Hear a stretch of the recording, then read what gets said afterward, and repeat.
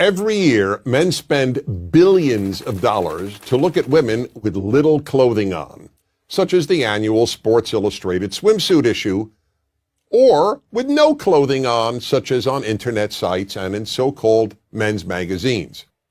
Women, on the other hand, spend virtually nothing to see unclothed men. Why? Some say that the reason is that men are socialized into viewing women as sex objects, and that women are socialized into not viewing men as sex objects. But if that's true, how do these people explain gay men? They are as aroused by pictures of naked men as heterosexual men are aroused by pictures of naked women. Obviously, then, it's not socialization. It's that men are programmed by nature, not by society, to respond sexually to the visual. This is an area in which men are so different from women that it's probably impossible, no, not probably, just outright impossible, for a woman to truly understand. Of course women find some men attractive, and of course a woman can have an intense reaction to seeing a very appealing man, but there's still no comparison. The visual alone arouses men. It takes far more to arouse a woman than seeing naked men. If that's all it took, most husbands would walk around the house naked whenever possible, or at least every time they wanted sex.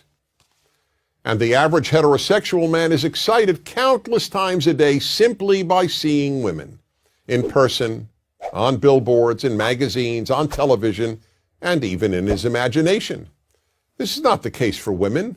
Yes, there are some male strip shows for women, but few women ever go, and the few who do attend them in groups, a girls' night out.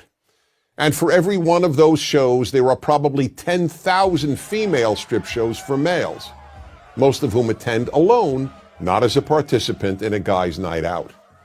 Let's be honest, there is no magazine featuring men's legs for women to look at and get aroused by. But there are websites and magazines of women's legs for men. And are women paying to view topless men? Men pay good money to look at topless women. Again, that doesn't mean women never get turned on by merely looking at some men. Of course they do. But it's only some men, on rare occasion a stranger, and more usually a celebrity. Men get turned on by any sight of female flesh on almost any female. The effect of the visual in men is so powerful that it even amazes men. A man came over to me after hearing me lecture on male sexuality and said, "I've got a story to tell you. I was in front of a department store and the window was a seated mannequin. I couldn't believe it, but I found myself looking up her skirt." Here was a perfectly normal, responsible man who found himself looking up a skirt on an inanimate object shaped like a woman. That's how instinctive it is for men to look at female flesh. It's perfectly understandable that women cannot fully relate to this. But if a woman wants to understand male sexuality, the first thing she has to understand is the power of the visual. That's why you see ads on billboards, on TV, and in magazines for every sort of product a man might buy, accompanied by a scantily clad woman, or sometimes just part of her. I recall a famous liquor ad that showed a woman's legs and a bottle of tequila. No face, just beautiful legs. Would you ever see an ad showing men's legs? People would laugh.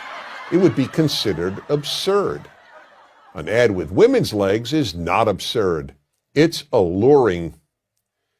None of this is in any way meant to excuse inappropriate male behavior. Men must always control themselves. But to deny the power of the visual on men is like denying that the earth is round. I'm Dennis Prager.